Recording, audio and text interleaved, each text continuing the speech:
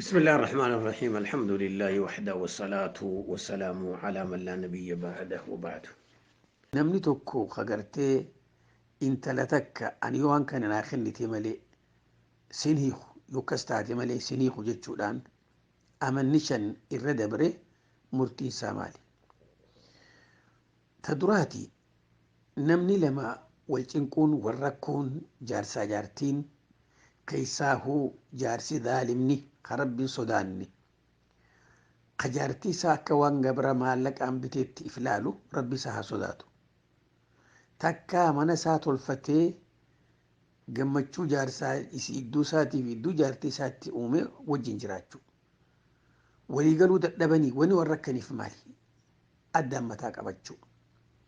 Namni akkasii ta duraa jaarsaa jaartiin ifiyoonniif akkasii waliigaluu dadhaban ollaa dabalatan. Ollaan dadhabamti manguddoo. Manguddoon dadhabama warra fiitiin geeyatan.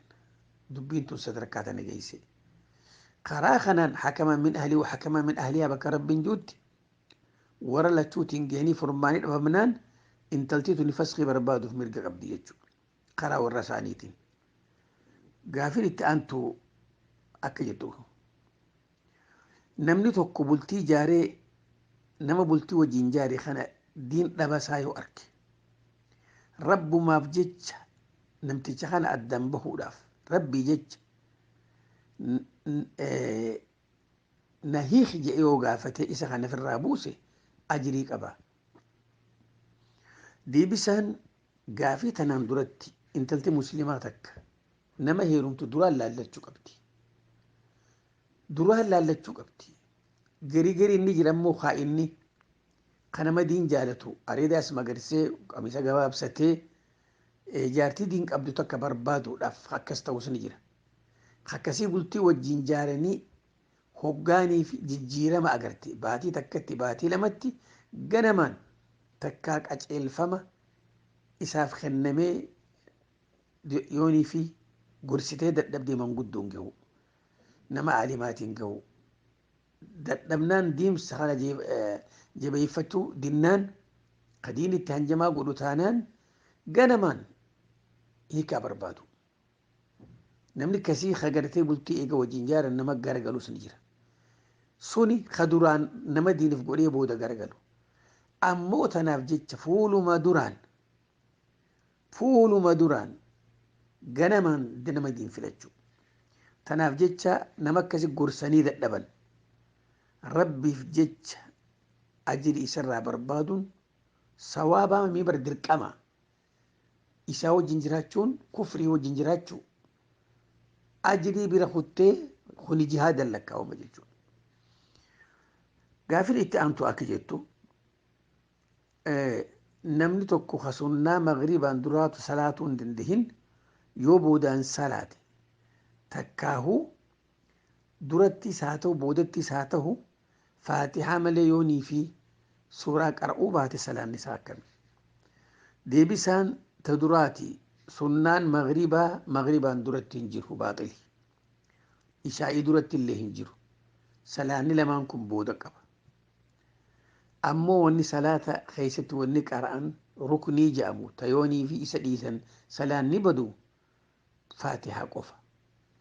Quraana qara'uun faqara'uu maa tayassara min alqur'aan rabbiin huma jee wahuma dandeesse ayat tokko illee ta'u qaraata. Yoo dhiiftellee qur'aanaaf jecha salaanni hin badu. Gaafin itti aantu gurbaan tokkoof intalti lama intalti takka wal jaalatan wal heerumuu irratti walii galan garuu ni kaan godhanne.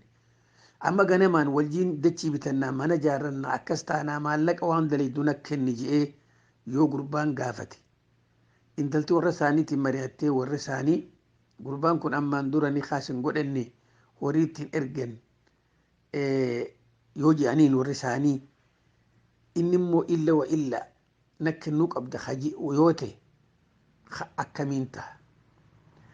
Deebisaan waan nama naasisu waan nama ajaa'ibsiisurraa intalti takka gurbaan tokko qaadhimuudhaaf sanuu bargaa qaadhimummaa shayxaanaati tagartee ifumaa qaadhimaa waliin jaali. Qaadhima jechuun namni waliin ansi qaadhima jechuun bir warran talaa dhiqanii gaafatanii sii kennine jennaan nikaadhaan godhatin malee qaadhimaa jechuudha. Qaadhima jechuun sani.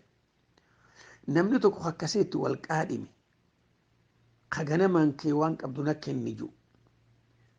Mee isa kanarraa jettee gaafachuun shamarran gadi hedduun wallaalli isaanii hedduu nama ajaa'ibsiisa. Mee namtichi kuni qaadhimaa siillee miti. Qaadhimuma sanuu haa ta'u wanni takka isaan jidduun jirtu wanni jaarsaa jaartummaa akeeku. Ni kaasaan qabdu. Odoo ni kaasaallee qabaatte horii sii kennuuf dirqaman qabdu. Maal barbaada inni horii sii irraa? Wanni horii sii hordofuuf maali? Dachii bituu fi manninis isa laalti. Isiin fedhinnaadhaan waan feete meeshaa mana keessaa waan namni mana keessatti haajame isa gargaaruudhaaf mirga qabdi. Dirqiin miti. Tanaaf jecha namtichi kun isa irratti ajnabiidha. Gorsa warra isaanii dhageessee horii sitti kennuu dhabu. Ammoo xiqqaarraa qabaattee gurbaan kun nama diini nan kaa'inu yoo beekte eeganii haa godhatte itti kennuu ni dandeessi. Gaaffiin itti aantu akka jettu. Namni tokko sunnaa fajiriidhaa yoo duratti hin salaatin booda salaatuu ni danda'a. Deebisaan yoo nama garta dhiiraa ka masgiida dhequte salaataaf dhaggeeffadhaa dubbii tana.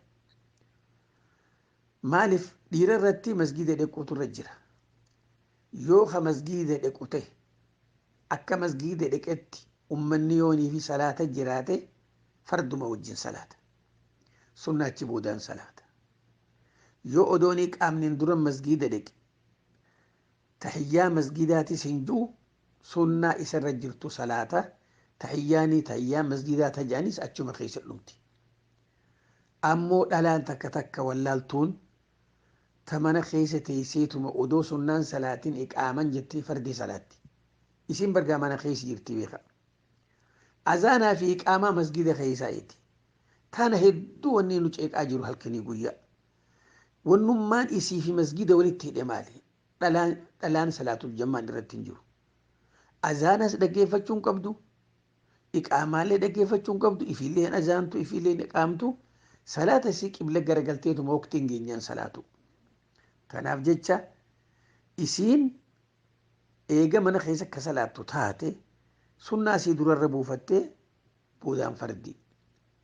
Yoo ammoo jarjarri waqtiitiif hagartee fardii duruu salaattu taate irraanfattu taate sunnaa boodaan salaatuudhaaf mirga guutuu qabdi. Gaaffiin itti aantu akka jettu. Intalti dhalaa takka odoo xurii laguu qabdu quraana qara'uu dandeessi. Akkuma san mataa huccuuf irraa bantee qara'uu ni dandeessi. Gaaffiin tun hedduu deddeebiti. Irra hedduun namaa rakkoon isaan harkaa qabdu waan namni gaafatuu fi feesbuukii fi yuutuub irra deemanii waan ol kaayamee jiru kana jala deemanii daandii cufaan ilmi rabbi jalan deeman. Wahuma namni tokko amma gaafate namni dhibbiinis gaafata dhufe. Tana rakkoo gurguddoon.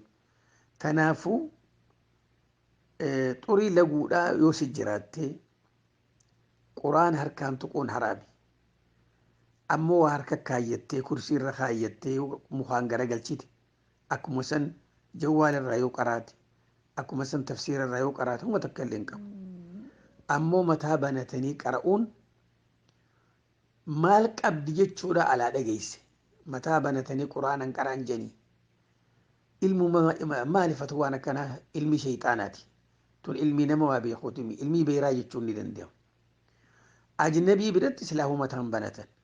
Ammoo kophaa keetitti akka feetitti feetee filadhu feetu carqiitti mari feetu mataa gadhiisii taa'e quraana qara'ii si galee waa takka rakkoon hin jiru. Gaafii itti aantu akka jettu obboleettiin teenya takka obboleettiin qabaa warra keenyan dubbiftuu niin gorsaan gorsa keenyan dhageessu akkanaa jettee waan haasawa dheeraa haasoyti. Yaa jara keenya namni waa gaafattan gaafii fatwaa baradhaa dura. Maal nama gaafatanii maali garate wanni obboleen tun haasoytu fatwaa miti.